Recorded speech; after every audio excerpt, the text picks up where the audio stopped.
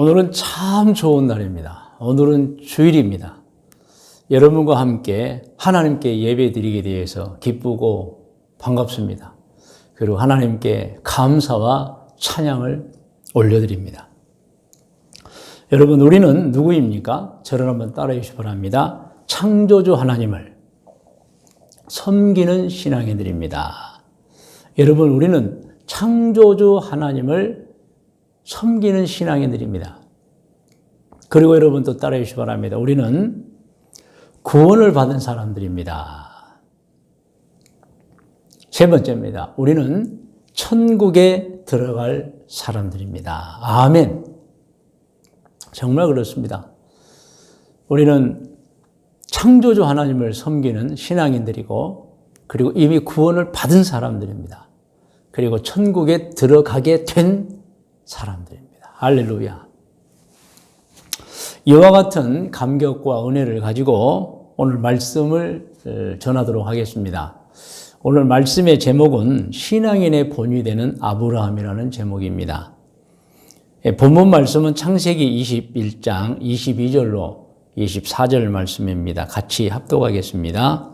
그때에 아비멜렉과 그 군대 장관 비골이 아브라함에게 말하여 이르되 내가 무슨 일을 하든지, 아브라함을 말합니다. 하나님이 너와 함께 계시도다. 그런즉 너는 나와 내 아들과 내 손자에게 거짓되이 행하지 아니하기를 이제 여기서 하나님을 가리켜 내게 맹세하라. 이 말씀 이해가 되시죠? 그러니까 여러분, 아브라함이 하란에서 75세 때 와서 애굽에 잠깐 갔다가 다시 왔지만은 하란에서 가나안으로 올 때하고 이 상황이 다른 거예요. 그 짧은 시간, 약 25년의 시간에 엄청난 사람과 엄청난 부를 누렸던 것입니다. 그리고 힘이 세졌어요. 그러니까 이 블레셋 왕 이 아비멜렉이 이제 아브라함을 보고 와서 화친을 청하는 거예요. 왜냐하면 힘이 세지니까. 그래서 이제 흔히 말하는 영구 불가침 줘야 우리도 당신을 침범하지 않을 테니까 당신도 우리를 침범하지 마세요. 그래서 어떻게 보면 이 아비멜렉은 자기 후손들이 혹시 아브라함에게 이제 힘이 세진 아브라함이죠. 침략을 당할까 싶어서 미리 와서 화친 조약을 하는 것입니다. 23절부터 보면 같이 한 번 더 읽겠습니다. 그런즉 너는 나와 내 아들과 내 손자에게 거짓되이 행하지 아니하기를 이제 여기서 하나님을 가리켜 내게 맹세하라. 내가 내게 후대한 대로, 그러니까 아비멜렉이 내가 당신을 참 잘 대해주겠어. 그러니까 당신도 너도 나와 내가 머무는 이 땅에 행할 것이, 당신도 우리를 침범하지 마시고 우리를 잘 대해주세요. 24절 함께 읽어요. 아브라함이 이르되 내가 맹세하리라 하고. 할렐루야. 이 내용이 오늘 본문 말씀입니다. 아브라함은 하나님이 선택한 사람입니다. 하나님께서 아브라함을 선택한 이유도 성경에 나와 있습니다. 이것은 이 세상 모든 사람들, 즉 하나님을 모르는 사람들에게 신앙생활은 어떻게 해야 하는지, 그리고 인생을 어떻게 살아야 하는지를 보여주고자 아브라함을 선택하신 거예요. 다시 말씀드리면 아브라함을 신앙의 모델로 삼아서 후세의 사람들, 그 주변에 있는 사람 다 보여주는 거예요. 신앙생활은 이렇게 하는 거란다, 이것입니다. 여러분, 물론 우리가 우리 신앙생활의 모델을 우리 주변 사람 아니면 우리 역사 속에 살았던 사람 택할 수 있지만, 가능하면 성경 속에서 택하는 게 최선의 방법이고 최고의 방법입니다. 왜? 오류가 없기 때문에 그렇습니다. 그러므로 여러분, 오늘 이 말씀을 듣는 여러분, 이 아브라함을 제가 소개할 때 아브라함의 신앙을 듣고 마음에 새기면서 아브라함처럼 신앙생활을 하시기를 주님의 이름으로 축원합니다. 아멘. 분명히 열매가 있을 것입니다. 오류가 없습니다. 아브라함만 따라가면 오류가 없습니다. 자, 그런데 이 아브라함을 이제 아비멜렉이 찾아온 것입니다. 여러분 아시죠? 아비멜렉은 이 블레셋 족속의 우두머리, 그 왕을 부르는 칭호입니다. 우리나라는 옛날에 임금님이라고 그랬어요. 임금. 그 나라는 아비멜렉. 애굽은 바로라고 했지요. 그래서 오늘 본문 성경을 임금으로 번역하면 창세기 21장 22절은 이렇습니다. 그때에 블레셋 족속의 임금과 즉 아비멜렉과입니다. 그 군대 장관이 아브라함을 찾아왔다. 이렇게 번역할 수 있습니다. 그러면 찾아온 이유가 무엇일까요? 그 내용도 오늘 창세기 본문 21장 20절에 나와 있어요. 다시 한번 읽을까요? 그때에 아비멜렉과 그 군대 장관 비골이 아브라함에게 말하여 이르되 내가 아브라함 당신이 무슨 일을 하든지 하나님이 너와 함께 계시도다. 이 아비멜렉이 유심히 보니까 아브라함에게는 하나님의 영광이 나타나는 거예요. 그리고 아브라함의 배후에는 하나님이 있다는 증거가 막 나타나는 거예요. 자기들은 하나님을 잘 믿지 않으면서도 아브라함을 보면은 하나님이 생각나는 거예요. 하나님이 함께 하시는 분이구나. 실제로 그런 모습을 아브라함이 보여주었어요. 아브라함이 죽을 자리에 들어가는데 사는 거예요, 여러분. 아브라함이 빼앗겼는데 다시 찾는 거예요. 그런데 찾을 때는 더 많이 찾아요. 할렐루야. 이것을 보는 거예요. 어디서 그런 일이 일어났습니까? 애굽에서 그랬잖아요, 여러분. 애굽에서. 이 아비멜렉을 두 번째 만나기 약 25년 전이죠. 애굽에서도 아내 사라를 뺏겼습니다. 기적적으로 하나님이 도와주셔가지고 되찾고요. 그때 많은 은금, 보화, 재물, 양떼, 소떼, 그리고 노비까지 얻었습니다, 여러분. 그리고 여러분, 그랄에서도 마찬가지였습니다. 이 아비멜렉이 잘 모르고 또 이 사례를 또 아내로 또 이렇게 한다고 하니까 아브라함이 그때는 좀 힘이 없을 때니까 누기라고 그냥 속였잖아요. 네. 그러나 여러분, 하나님께서 이 역사에 주셨습니다. 그날 밤 아비멜렉은 사라를 데려가고 잠이 들어버리고 그리고 그 꿈속에 하나님에게 호되게 야단맞습니다. 그래서 나중에 아비멜렉이 잠이 깨어서 급히 신하들을 모아 큰일 났다. 저 사람은 선지자고 내가 데려온 사람은 그 사람이 아내고 빨리 돌려주자 해서 또 은금 보화 또 다 줘서 돌려보냅니다, 여러분. 여러분, 그 내용이 이제 그랄에 있었던 일, 아비멜렉과의 일들이 먼저 있었던 일이 창세기 20장 14절에 16절에 기록이 되어 있죠. 같이 읽어요. 아비멜렉이 양과 소와 종들을 이끌어 아브라함에게 주고 옵니다. 그러니까 아내 일 때문에 그때는 이제 정략결혼이 성행해서 나이가 들든지 말든지 외부에서 사람이 오면 그 중에서 한 여성을 취하여 부인을 삼고 사돈 관계를 맺어서 나이가 적든 많든입니다. 이제 어떤 혈맹을 맺는 거죠. 그런 차원에서 사라를 데리고 갔고 깜짝 놀라서 돌려주고 이제 양과 소와 종들을 이끌어 아브라함에 주고 그의 아내 사라도 그에게 돌려보내고 15절입니다. 아브라함에게 이르되 내 땅이 내 앞에 있으니 내가 보기에 좋은 대로 거주하라 하고 16절 사라에게 이르되 내가 은 1000개를 내 오랍에게 주어서 그것으로 너와 함께한 여러 사람 앞에서 내 수치 잘못된 것을 가리게 하였노니 내 일이 다 해결됐다. 사라 정말 죄송합니다 라고 했어요. 여러분, 이렇게 아브라함에게는 모든 것이 하나님의 은혜였습니다. 이 광경들을 보는 사람들은 누구라고 할 것 없이 아브라함에게 함께 해주시는 하나님을 보았던 것입니다. 그래서 아비멜렉이 가만히 같이 살다 보니까 점점 흥황해 가는 거예요. 안 되겠다. 애쪽에도 내가 사과했지만 이제 다시 가서 화친을 해서 분명히 아브라함은 강대하게 될 것 같다. 아브라함 후손들은 말할 것도 없고 그러니까 자기 후손들과 이렇게 미리 화친을 맺어서 서로 공격하지 않게 하자. 이렇게 해서 찾아왔었던 것입니다.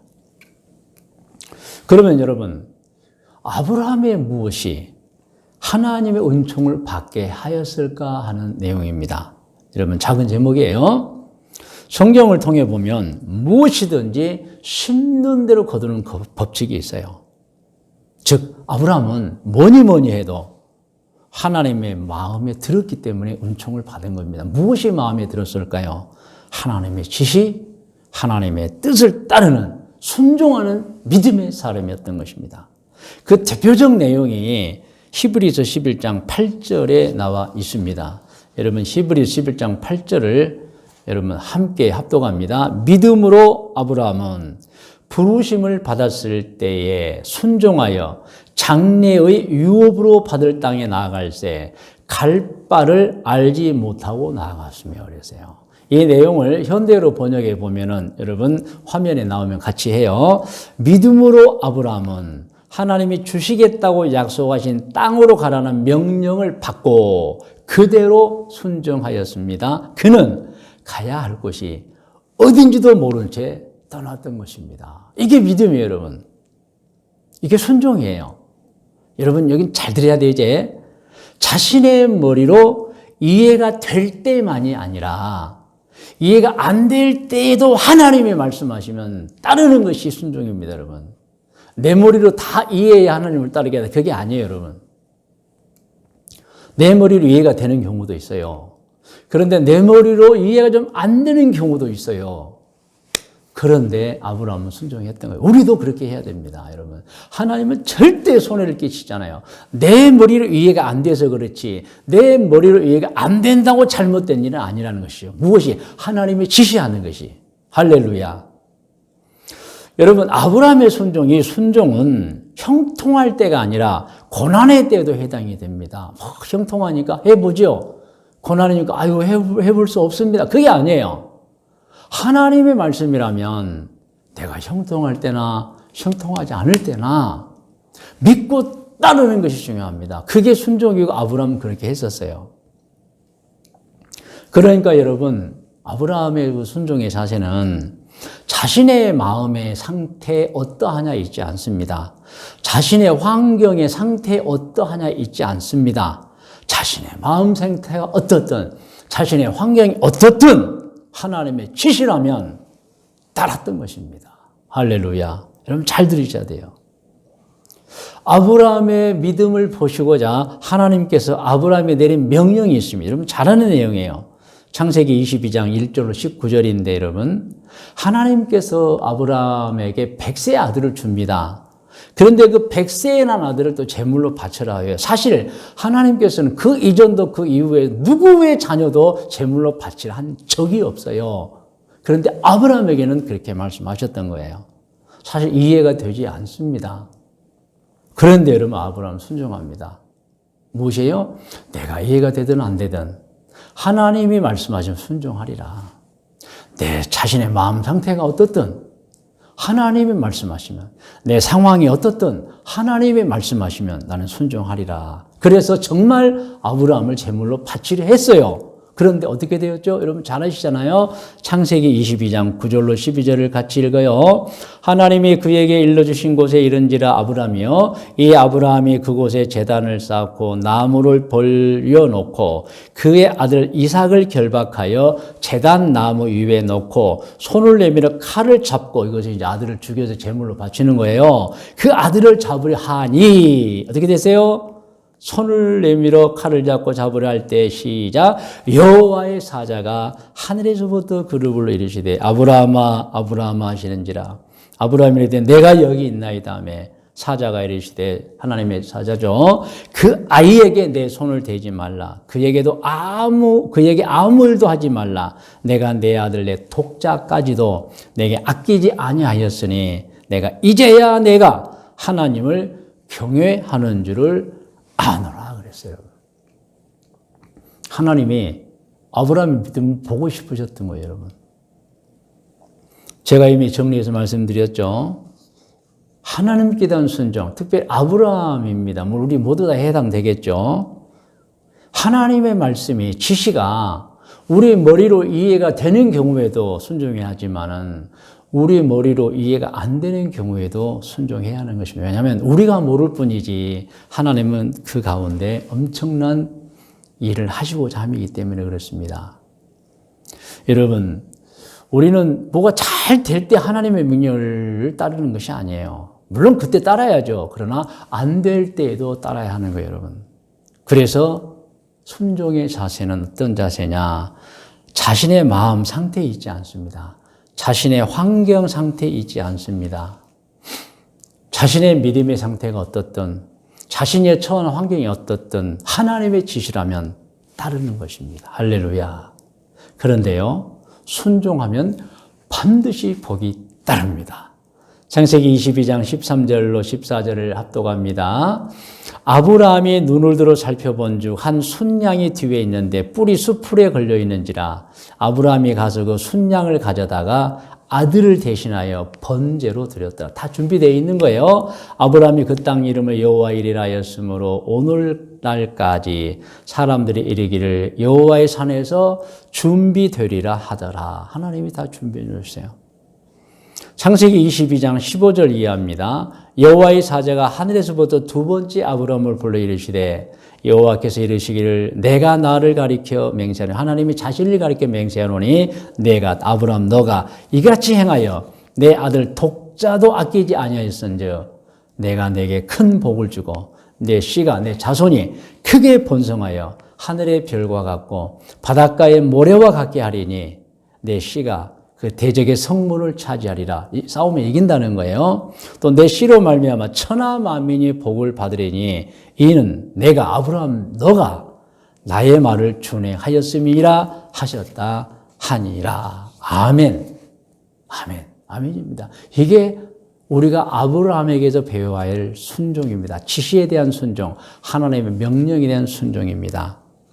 이제 말씀의 묵상과 적용 본면입니다. 오늘 말씀의 제목은 신앙의 본이 되는 아브라함, 또 다른 말로는 신앙의 모델인 아브라함입니다. 본문 성경 말씀은 창세기 21장 22절로 24절 말씀입니다. 아브라함은 평생 하나님의 뜻을 따랐습니다. 그리고 위대한 생애를 살았습니다. 여러분, 그 자손들이 다 아브라함을 복으로 여깁니다. 오늘 여기에는 할아버지, 할머니, 아버지, 어머니들께 제가 말씀드립니다. 여러분 후손들이 여러분을 자랑스럽게 여기고 믿음의 소상으로 여기고 정말 추앙하고 존경하는 그런 자손들이 되기를 축원합니다. 여러분 우리도 아브라함처럼 살아야 됩니다. 아브라함처럼 신앙생활을 하면 행복하고 죄가 없고 만족한 생애를 살게 될 것입니다. 여러분 성경을 보면은 하나님께서 우리에게 주신 말씀들이 너무 많은데 그중에 오늘은 우리에게 지키라고 주신 거룩하신 말씀 소개합니다. 사도행전 1장 8절입니다. 같이 합독합니다. 오직 성령이 너희에게 임하시면 너희가 권능을 받고 예루살렘과 온 유대와 사마리아와 땅끝까지 이르러 내 증인이 되리라 하시니 무슨 말씀이세요? 성령이 너희에게 임할 것이다. 그럼 성령을 받고 성령 충만하는 거예요, 여러분. 오늘 우리를 향한 말씀입니다. 이 말씀에 순종하시기를 바랍니다. 에베소서 5장 17절로 18절입니다. 같이 합독합니다. 그러므로 어리석은 자가 되지 말고 오직 주의 뜻이 무엇인가 이해하라. 술 취하지 말라. 이는 방탕한 것이니 오직 성령으로 충만함을 받으라 합니다. 저는 오늘 이 메시지를 전달합니다. 여러분 성령 충만히 받으시길 바랍니다. 순종하세요. 할렐루야. 여러분 성령 충만히 받으시기를 바랍니다. 아멘. 신앙에는 성령 충만해야 됩니다. 이 말씀을 오늘 하나님의 말씀으로 받으셔야 합니다. 우리는 성령 충만이라는 말을 참 많이 듣습니다. 그리고 성령 충만하라는 말도 참 많이 듣습니다. 무엇이 성령 충만일까요? 어떻게 하는 것이 성령 충만일까요? 모든 목사님들이나 선지자들과 앞선자들이 얘기합니다. 성령 충만하라, 성령 충만하라. 그렇게 해야 된다고 말씀합니다. 성령을 충만해야 우리 신앙생활을 잘할 수 있고 열매를 맺을 수 있고 하나님 마음에 든다는 거예요. 하나님 일을 한다는 거예요. 신앙생활을 바르게 한다는 거예요. 성령 충만하라. 자, 그러면 무엇이 성령 충만일까요? 성령 충만은 여러분 깊이 잘 들어야 돼요.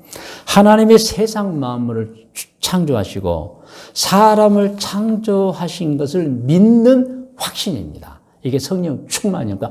하나님의 천지 창조를 믿는 확신, 그리고 확신과 더불어서 기뻐하고 감사하는 마음이에요. 즉 창조의 확신을 가지라는 거예요. 여러분이 창조의 확신을 날마다 감동으로 받고 말하고 실천한다면 그 사람은 성령 충만한 사람입니다. 창조가 진짜로 믿어지는 사람은 성령 충만한 사람입니다. 그래서 성령 충만하세요 하면 여러분 그 중에 하나가 하나님의 창조를 확실히 믿으세요인 것입니다. 할렐루야. 그 창조가 믿어지면 성령 충만한 거예요, 여러분.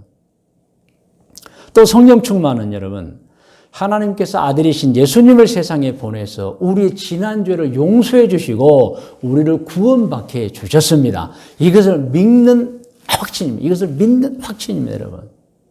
그러면 진짜 구원을 받은 사람은 성령 충만한 사람이에요. 진짜 예수님으로부터 나는 죄나 지난 죄를 용서받고 구원받았다는 사람은 성령 충만한 사람입니다, 여러분. 그러므로 성령 충만하세요 하면 아멘! 나는 하나님의 천지 창조를 확실히 믿고요. 나는 예수님을 통해서 구원받았음을 진짜로 확신합니다. 여러분, 이 마음의 상태가 이루어질 때 그 사람은 성령 충만한 사람이에요, 여러분.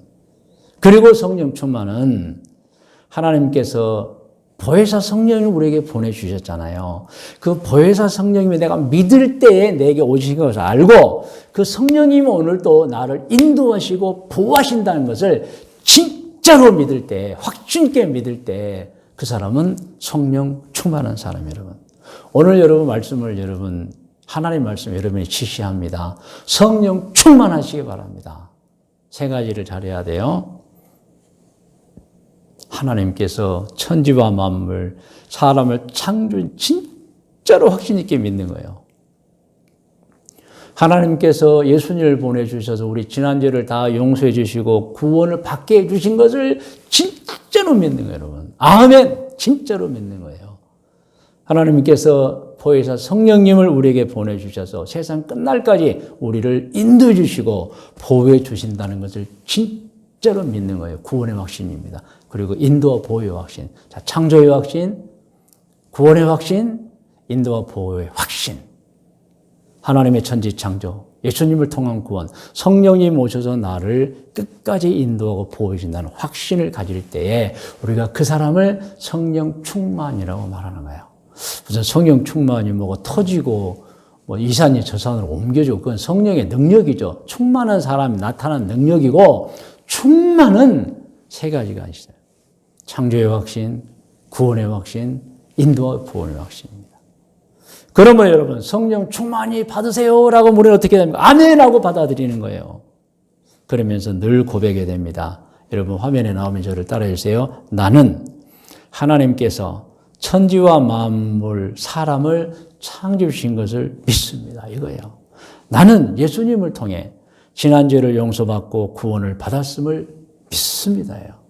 나는 성령님께서 세상 끝날까지 나를 인도하시고 보호해 주심을 믿습니다는 거예요. 할렐루야. 여러분 성령 충만히 받으시기를 바랍니다. 그래서 아브라함처럼 이 성령 충만히 받아라는 것을 믿고 성령 충만해야 돼요, 여러분. 여러분 또 한 가지 말씀을 여러분에게 소개합니다. 하나님께서 신약시대에 정말 우리에게 지키라고 주신 거룩하신 하나님의 말씀입니다. 이거 지난 주일에도 이 말씀 드렸어요.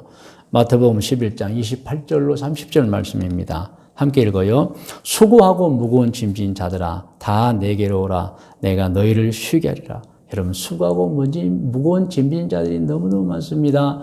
예수님께서 오라 쉬게 해주겠다. 29절 나는 마음이 온유하고 겸손하니 나의 멍에를 메고 내게 배우라. 그리하면 너희 마음이 쉼을 얻으리니 그랬어요. 즉 온유와 겸손, 마음을 온유하게 갖고 우리의 태도를 겸손하게만 가지면 수고하고 무거운 짐이 있을 수가 없다는 것입니다. 문제는 온유하지 않고 겸손하지 않고 싸납고 잘못 행동하고 그래서 수고하고 무거운 짐들이 막 메어지는 거예요, 여러분.